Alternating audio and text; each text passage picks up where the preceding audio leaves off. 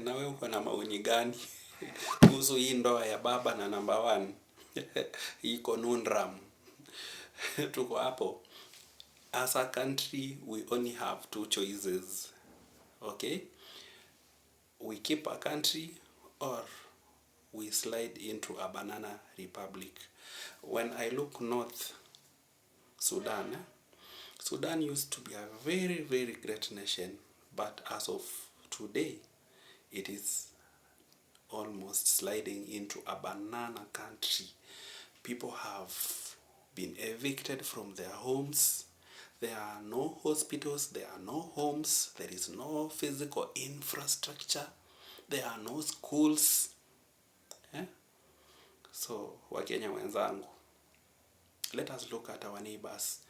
Let us contrast having a nation, having Kenya ni home, having a country to call home, and having none.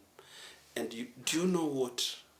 It is only politicians who hold the key to giving their citizens a home, a nation to call home. Look at DRC Congo.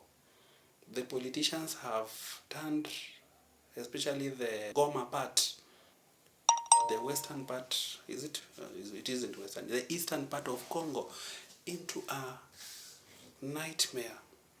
Thousands are being killed every day. There are no hospitals to attend to the sick or the maimed. There is law and disorder, lawlessness and disorder, right? Look at many African countries. Look at Somalia, just here, right? So hii marriage ya baba na number one, hata kama ni temporary honeymoon, ama kama ni conundrum. Let us look at the bigger picture. Mwananchi, me and you, chenye tunapata from this marriage, it gives us a reason to say, God, so be it. If we can find peace through a stroke of pen, yes, or a stroke of the pen, so be it, compared to finding peace through ncha ya upanga, the sharpness of the sword. Because there are only two ways to find peace, either by the bullet, and by the bullet blood has to shed, and when blood has to shed, hatuchaguangi nani ataenda kushed yake, or by the stroke of a pen. So kama hao wakubwa wanatucheza shere, but unapata mimi na wewe tuko salama. We can go home in the evening from work, our children can go to school. When we are sick, we can go to hospital. Wachana na mambo ya SHA, hiyo tutashughulika tunayo tukienda mbele, Mungu atasaidia. After all, we don't get sick every day. God can give us wisdom to sort out other issues as we move along. So I want us to look at the bigger picture. I don't love politicians. Politicians are always deceitful, cunning, right?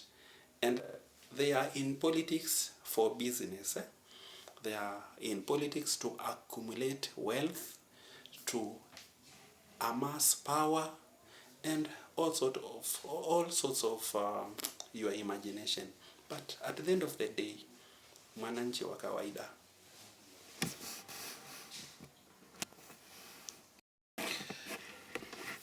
at the end of the day, the common mwananchi has a life to live. So whether Baba and number one are in a coalition or are in an MOU, wacha tuangalie ile picha kubwa. Mimi na wewe tuangalie ile picha kubwa. We can actually go to our families in the evening, have some sleep. We have police stations that are functional to check our internal security. And looking at the list of what those leaders were saying at KICC are actually what everyone of us is praying for. We want when people go for demonstrations, they are allowed to demonstrate. We want when people air their differing opinions, wasishikwe, wasiabductiwe. Those are what leaders were actually saying. They need a reverse of the same. And correcting some of these evil moves while outside a certain formation of government is very difficult. Watu mnarushiwa tear gas. So if our leaders are actually pledging to correct the evil, the rot that has been bedeviling our nation, let us give God a chance to use any of them and correct this mess. There is a reason why people go into elections every 5 years, to put to test the leaders who failed, right? To perhaps honor their promises. But for now, we need a country to keep. We need a life to live. We need some fresh air, sio tear gas kila wakati, to breathe, right? And we need ample time to build our families, to build our homes, and to build our lives. So, dear Kenyans, let us learn to see good in things. Let us not be quick to just critique and see evil in everything. Abana. And again, let us always give credit to God for peace, because these politicians can actually deny us peace and make our life a misery. Thank you very much. Good evening, everyone, and good night in advance.